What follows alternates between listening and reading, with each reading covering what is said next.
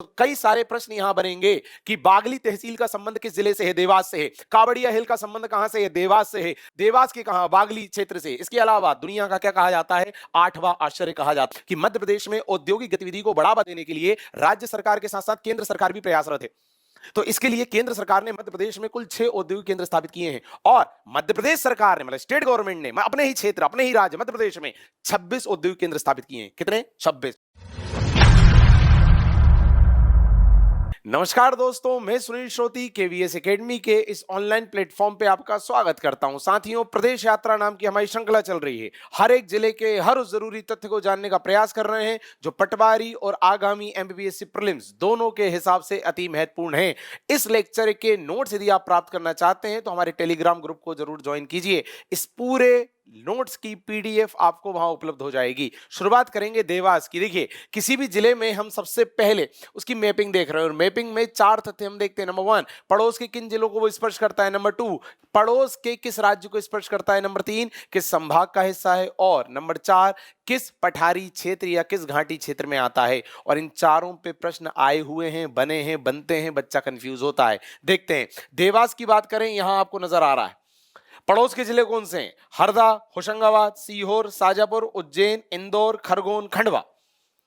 इन सब से घिरा हुआ आपको नजर आ रहा है। खरगोन जो है उसे पश्चिमी निमाड़ कहते हैं, खंडवा इसको पूर्वी निमाड़ कहते हैं। तो यदि इस तरह से आ जाए तो भी आपको बनना चाहिए। अच्छा, दूसरा, किस संभाग का हिस्सा है? तो भैया उज्जैन संभाग का पार्ट है, उज्जैन संभाग का हिस्सा है। नंबर तीसरा, किस राज्य की सीमा को स्पर्श कर रहा है? तो आपको यहां नक्शे में नजर आ रहा होगा कि ये किसी भी राज्य की सीमा को स्पर्श नहीं कर रहा है, मतलब भू आवेष्टित जिला है, लैंड लॉक्ड रीजन है, अंतर्वर्ती जिला है।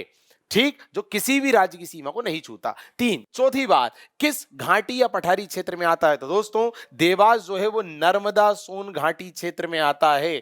नर्मदा सोन घाटी क्षेत्र इसका पार्ट माना जाता है देवास। ये बातें आपको क्लियर होनी चाहिए। प्रश्न बनता है कि कोई भी जिला किस क्षेत्र का हिस्सा है? मालवा के पठार का है, बुंदेलखंड का है, बघेलखंड का है, नर्मदा सोन घाटी का है, सतपुड़ा का है, किसका है? तो देवास नर्मदा सोन घाटी का हिस्सा है। नंबर 2, किस संभाग का है? उज्जैन का है। नंबर 3, क्या किसी राज्य की सीमा को स्पर्श कर रहा है? नहीं कर रहा। और नंबर 4, पड़ोस के किन जिलों को छू रहा है? तो ये चीजें आप याद नहीं कर सकते। जो चौथा वाला बिंदु है, मैं हर लेक्चर में स्पष्ट करता हूं कि आपको इसके लिए ज्यादा से ज्यादा मैपिंग करनी पड़ेगी, नक्शे को ज्यादा से ज्यादा देखना पड़ेगा, तब आप अनुमान लगा पाएंगे कि कोई भी जिला पड़ोस के किन जिलों को स्पर्श कर रहा है। पहली हेडिंग देखें इसकी, तो वही सारे बिंदु थ्योरी फॉर्म में लिखे हुए हैं। देखिए, संभाग उज्जैन देख चुके हैं हम, अवस्थिति मध्य प्रदेश के पश्चिम में मालवा के पठार के समीप स्थित है और नर्मदा सोन घाटी का विभाग है, जैसे मैंने स्टार्टिंग में कहा। पड़ोसी जिले अभी मैं बता चुका हूं इसके। पठारिया घाटी कौन सा है? नर्मदा सोन घाटी। नदी कौन सी है जो देवास से संबंधित है? तो लखुंदर। तट मतलब देवास जो है किस नदी के तट पर विद्यमान है? काली सिंध। अभ्यारण्य खिवनी या क्योनी? दोस्तों, सीधे प्रश्न आएगा, खिवनी अभ्यारण्य कहां है? देवास में। क्योनी अभ्यारण्य कहां है? देवास में। लखुंदर नदी का संबंध कहां से है? देवास से है। और देवास किस नदी के तट पर विद्यमान है? तो काली सिंध नदी के तट पर विद्यमान है। देवास ही नहीं, किसी भी जिले का प्रश्न बन जाता है कि वो किस नदी के किनारे बसा हुआ है। देवास काली सिंध नदी के किनारे बसा हुआ है और लखुंदर नदी वहां से बह रही है, देवास से ही। अच्छा, ऐतिहासिकता की बात करें तो दोस्तों, आप सभी जानते हैं कि मध्य प्रदेश के अलग अलग जिलों से अंग्रेजों के खिलाफ 1857 की क्रांति का नेतृत्व हुआ था। देवास से भी हुआ था। यहां का एक क्षेत्र है राघोगढ़, वहां के ठाकुर दौलत सिंह, इन्होंने अंग्रेजों के खिलाफ बिगुल बजाया था। पता होना चाहिए दौलत सिंह का संबंध कहां से है? राघोगढ़ मतलब देवास क्षेत्र के आसपास से है। 1857 की क्रांति में अंग्रेजों का विरोध किया। इसके अलावा यह भी पता होना चाहिए कि इन्हें जब पकड़ा गया तो गुना की छावनी में फांसी दी गई, गुना क्षेत्र में। इसके अलावा जो देवार स्टेट एक कॉन्स्टिट्यूंसी बनी थी, उसकी स्थापना की थी 726 में। किसने? तुकोजी राव और जीवाजी राव द्वारा, जो कि पवार वंश के थे। तो आपको यह पता होना चाहिए कि देवास में किन लोगों ने शासन किया? पवार वंश के लोगों ने शासन किया। और वहां पहला स्टेट, देवास स्टेट किसने बसाया? तो तुकोजी राव और जीवाजी राव ने बसाया। ये दो नाम आपको पता होना चाहिए, तुकोजी राव, जीवाजी राव, पवार वंश से संबंधित। 1726 की बात है। और 1857 की बात करूं तो यहां ठाकुर दौलत सिंह अंग्रेजों के खिलाफ मशाल उठाए हुए थे। ठीक, ये हो गई ऐतिहासिकता। तो ऐतिहासिकता से संबंधित लगभग हमने 3 से 4 तथ्य देखे। पहला ठाकुर दौलत सिंह, दूसरा वो 1857 क्रांति वाला, दूसरा देवास स्टेट तो तुकोजी राव और जीवाजी राव किस वंश के, पवार वंश के, किस ईयर में, 1726 में। आगे देखते हैं प्रमुख स्थल। दोस्तों कई सारे प्रमुख स्थल है भाई। गिरियाखो एक प्रकार का जलीय क्षेत्र है, एक जलप्रपात वाला क्षेत्र है।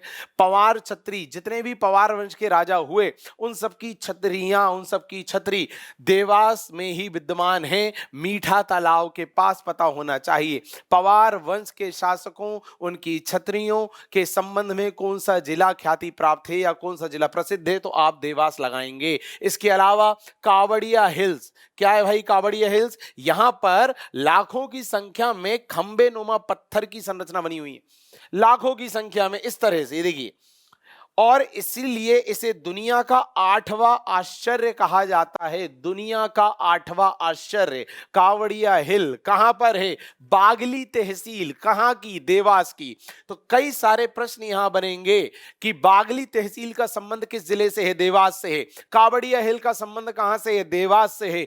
देवास के कहां? बागली क्षेत्र से। इसके अलावा दुनिया का क्या कहा जाता है? 8वां आश्चर्य कहा जाता है।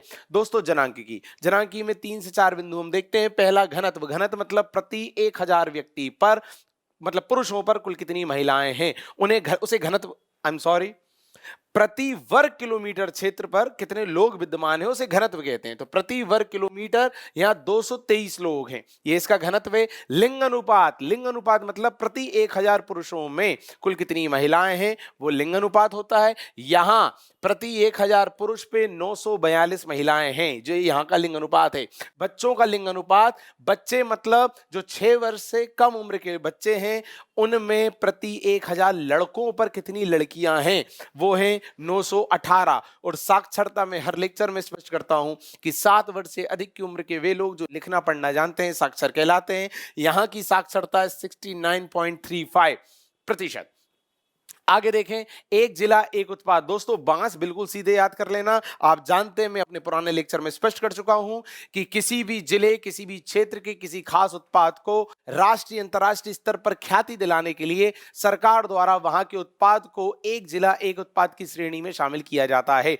देवास जिले से कौन सा उत्पाद है जो एक जिला एक उत्पाद में शामिल है, तो वो है बांस। मतलब देवास जो है वो बांस के लिए जाना जाता है।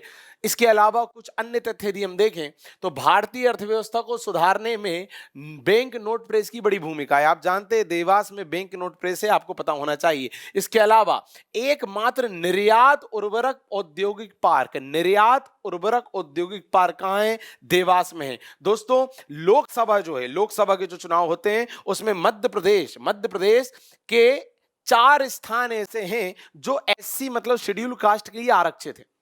मतलब जब लोकसभा चुनाव होते हैं, जैसे 2024 में भी होने वाले हैं, लास्ट 2019 में हुए थे, तो 2024 का जो लोकसभा चुनाव होगा उसमें मध्य प्रदेश में टोटल कितनी सीट है? 29 सीट है लोकसभा की। तो उन 29 में से जो 4 स्थान हैं वो एससी कैटेगरी के लिए आरक्षित हैं।